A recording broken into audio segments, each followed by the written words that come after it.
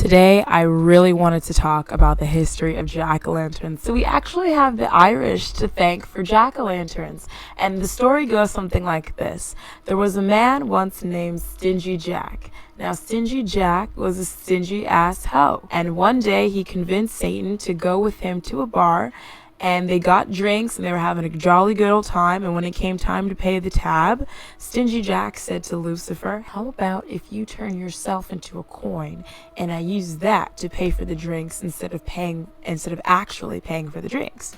And Satan's like, "Okay, cool, why not?" He turns himself into a coin, and instead of paying for their drinks, Stingy Jack just throws Satan into his pocket next to a silver cross, weakening Lucifer's power and preventing him from turning himself back into his true form.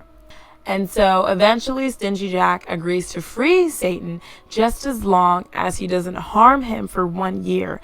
And if he does die within that year, he does not claim his soul. Satan agrees, Stingy Jack lets him go, and Satan's like, "Fuck you," and then he weasels off to hell or whatever the fuck. A year later, Satan comes back, and Jack's like, "Cool, dude, before you do your bidding on me, how about you go climb up that tree for some fruit? I want some fruit really badly." And Satan's like, "Okay." He climbs up the tree, and while Satan's up there, Stingy Jack carves a cross into the bark of the tree. Stingy Jack tells Satan, "I'll let you down if you don't harm me for 10 years this time." So Satan agrees, and he goes off again, once again tricked by Stingy Jack.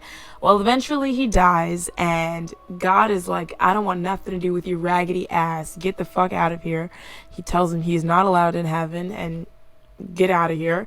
And Satan, agreeing to their deal, does not claim his soul either. So Stingy Jack is forced to wander the earth with nothing but a lantern. And little Irish kids used to carve faces into like potatoes, I think like maybe turnips and radishes and like other vegetables to ward off Stingy Jack or whatever.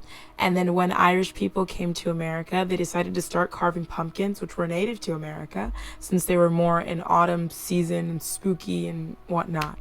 And that's the story of how we got jack-o'-lanterns, which I think is pretty cool.